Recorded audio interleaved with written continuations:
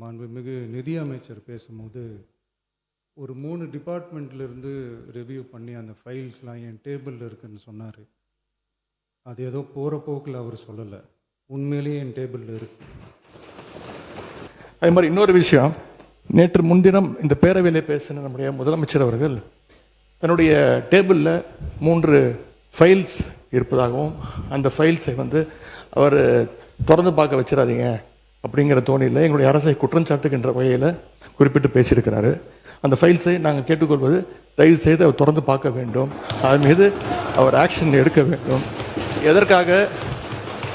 எதற்காக பயப்படுறீங்க, எதற்காக காலம் தாழ்த்துறீங்க, இதையே 3 மாதமாக சொல்லிட்டு இருக்கிறீங்க. மாண்புமிகு நிதி அமைச்சர் பேசும்போது ஒரு 3 டிபார்ட்மெண்ட்லேருந்து ரிவ்யூ பண்ணி அந்த ஃபைல்ஸ்லாம் என் டேபிளில் இருக்குன்னு சொன்னார்.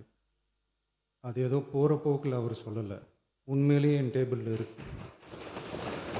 அதே மாதிரி இன்னொரு விஷயம், நேற்று முன்தினம் இந்த பேரவையிலே பேசின நம்முடைய முதலமைச்சர் அவர்கள் தன்னுடைய டேபிளில் 3 ஃபைல்ஸ் இருப்பதாகவும் அந்த ஃபைல்ஸை அவர் திறந்து பார்க்க வச்சிடாதீங்க அப்படிங்கிற தோணியில் எங்களுடைய அரசை குற்றஞ்சாட்டுகின்ற வகையில் குறிப்பிட்டு பேசியிருக்கிறாரு. அந்த ஃபைல்ஸை நாங்கள் கேட்டுக்கொள்வது, தயவு செய்து அவர் திறந்து பார்க்க வேண்டும், அது மீது அவர் ஆக்ஷன் எடுக்க வேண்டும். எதற்காக பயப்படுறீங்க, எதற்காக காலம் தாழ்த்துறீங்க, இதையே 3 மாதமாக சொல்லிட்டு இருக்கிறீங்க.